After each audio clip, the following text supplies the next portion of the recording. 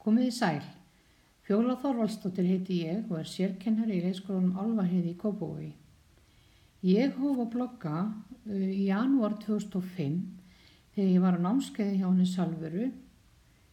Hún hafði það sem hluta af mínu námi og okkar sem vorum á námskeiðinu að við myndum blogga það sem okkur þótti áhugavert og það sem við rækjumst á, það sem við værum að læra og það sem væri í gangi í menntasamfélaginu.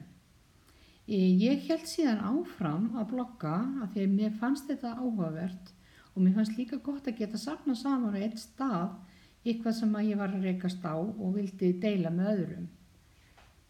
Síðan var það 2015 að ég ákvað að taka þátt í Samspil 2015 og þar voru okkur bent á að reyna að safna saman á einn stað það sem við værum að læra og ég ákvað að endurvekja bloggið mitt sem ég hafði nú ekki verið að vinna neitt mikið í nokkur ár og byrjaði aftur að blogga þetta 2005. Í millitíðinni hafði ég auðvitað verið að nota samfélagsmiðla, bæði Twitter og einnig Facebook og taldi það nóg, en svo eftir Samspil þá tók ég eftir því að mér fannst það ekki nóg vegna þess að færslutin mínar hurfu en núna hægt að setja efnisorð inn í Facebook en það var ekki á þeim tíma. Þannig að ég hélt áfram að blogga og bloggaði allt til ársins 2017.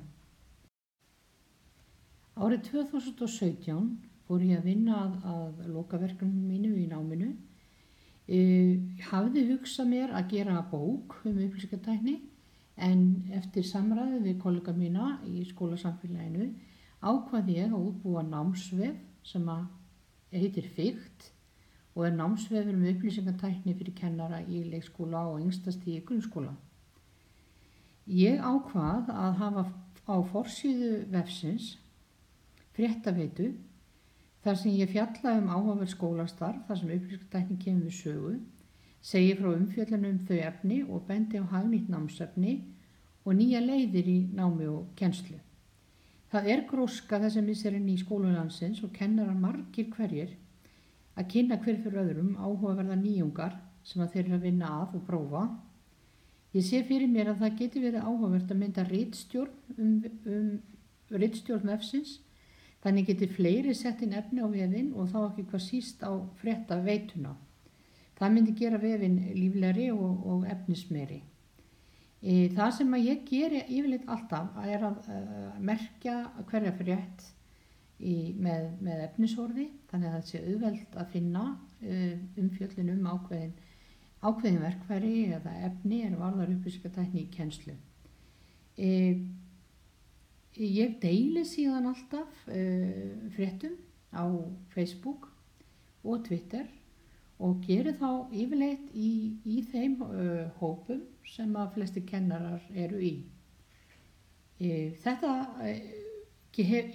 af þessu mikla ánægju að deila með öðrum og finnst líka algjörlega frábært þegar aðrir eru að gera því sama og ég læri mjög mikið af því að fylgjast með hvað aðrir eru að gera.